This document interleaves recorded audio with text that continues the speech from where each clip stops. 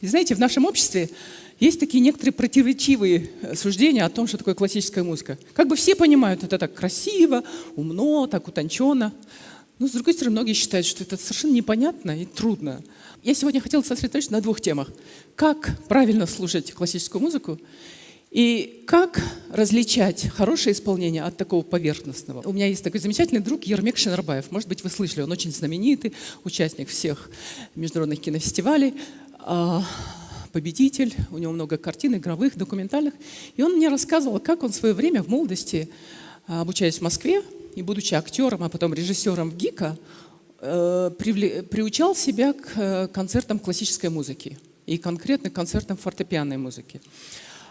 Вот он приходил в зал и думал, что такое, что за странная обстановка, что они все сидят молчат, куда смотреть, что нужно увидеть, что нужно слышать.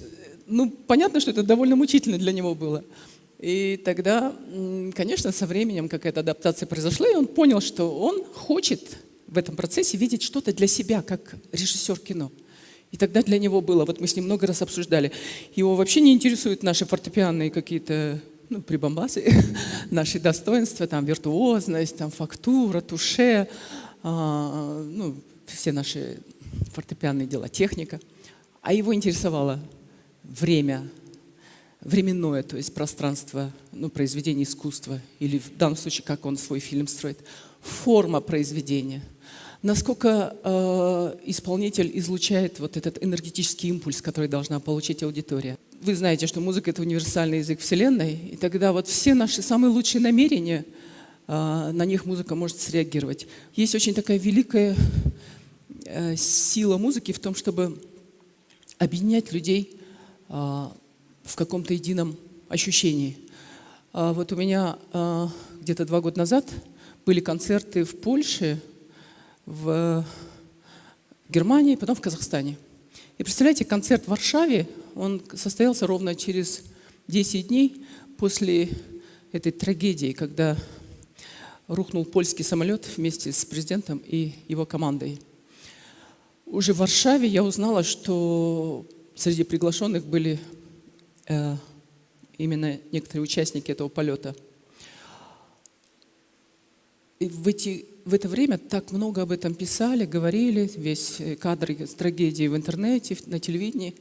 Вы знаете, я себя поймала на том, что удивительным образом интонации Прокофьева, вообще вся форма произведения, так воспроизводит картину вот этого трагической этой катастрофы с такой точностью, как будто бы Прокофьев видел грядущие события, рисуя вот картины истории, там, природы, каких-то катаклизмов, которые в музыке явно ощущаются. Музыка как бы уносила сознание в какие-то далекие миры. И когда у меня уже продолжились концерты в Казахстане, и я позволил себе поделиться этими размышлениями со зрителями. Вы себе не представляете, как зрители слушали вот эту вот музыку. Музыка невероятно резонирует с нами. Знаете, просто велика сила музыки в том, что как-то очень сильно она может объединять людей, с одной стороны, какими-то одними идеями, а с другой стороны, абсолютно у каждого будет свое какое-то представление. Потому что почти всегда, я так часто повторяю, что играть на инструменте, танцевать, там, я не знаю, во всех примерах других видах искусств, это не физический процесс, это процесс энергетический, это процесс духовный. Как физические сущности мы очень ограничены в своих возможностях. Всегда слышно, когда вот там пианист стучит по инструменту, там, демонстрирует какую-то свою физическую силу, а инструмент этого не требует. То есть, когда мы выходим на сцену, у человека должен быть какой-то вот этот поток, знаете, из этой области, который на самом деле поднимает его вот над действительностью. Если мы входим в этот поток, если мы по-настоящему как бы погружены в музыку, тогда и восприятие зрителей усиливается. И тогда, знаете, вот то самое состояние вдохновения, когда ты паришь над... Когда у тебя неограниченные способности и возможности, ты такой большой властью, в хорошем смысле, обладаешь над всем. Вообще в жизни каждого из нас есть, да, какие-то моменты, когда мы что-то запоминаем на всю жизнь.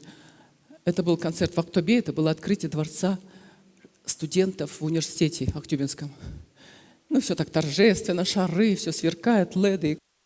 Выходит ректор на сцену, и подача электричества заканчивается по каким-то причинам. Зал погружается во тьму. Ну и ничего не оставалось организаторам, как подойти ко мне и сказать: Жаня, только вы в этой ситуации можете что-то спасти. Больше ничего не работает, только ваш звук возможно будет услышать. Ну, я, в общем, предполагал там 5 минут что-нибудь сыграть классическое, так, показаться. А здесь неизвестно, сколько свет не будет гореть. Явно никаких надежд на то, что это включится в ближайшее время. И я приняла решение, что я буду играть казахские песни. Те, которые я знаю в большом количестве из детства. Народные песни, современные, 60-х годов, 80-х, 2000-х. Представляете, зал замер. Потому что никто не ожидал от классической пианистки такого репертуара.